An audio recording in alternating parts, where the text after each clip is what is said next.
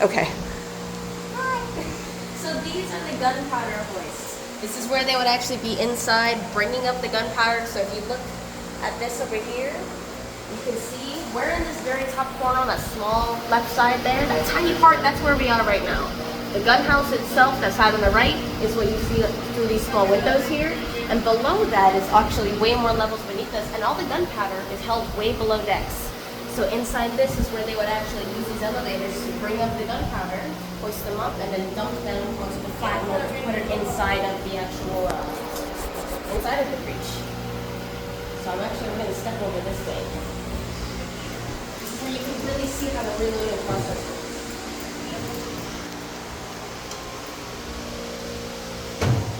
So you can see our projectile. See this kind of device that the projectile's in? It's called a spanning tray. So the way it's up like this, the whole thing folds flat.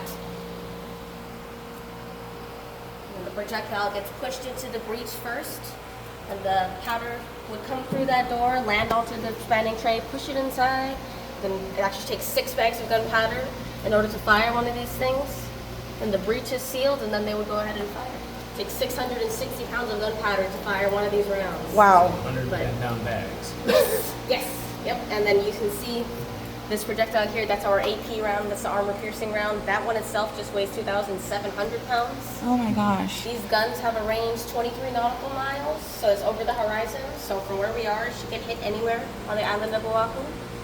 And they go at a speed of 2,500 feet per second, so it's really, really crazy. Gun turret 1 is especially different from the other two, because the other two, if you actually go inside, which they're not accessible, but gun turret 3 at the back of the ship, you can stick your head inside to see the differences, because there's this big, like basically a giant set of binoculars that goes through the middle of the entire room, sticks out the ends of the sides of the gun turret, and it allows the people inside to see out. It's called an optical rangefinder. Allows you to see out about 10 miles, but gun turret number 1 doesn't need one because we just work with gun turret 2. It's right behind Okay. us here. That's really This is cool. the second. This is the computers we would use to actually aim. This is a backup. It takes 77 men minimum to operate one of these gun turrets, but all of those men are just used for reloading, basically. All of the actual aiming, all of the firing is done within our plot rooms, which are way down below in the what we call our Broadway level, which is our 3rd deck. And that's a whole different set of people that would be doing that. But just in case things down there aren't going well, this is where we could aim and fire. All of these computers, these guns, were never updated in the 80s.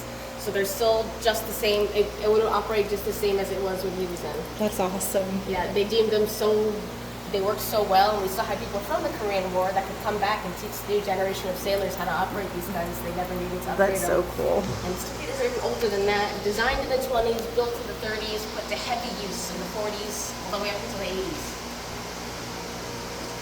It would get stuffy in here though.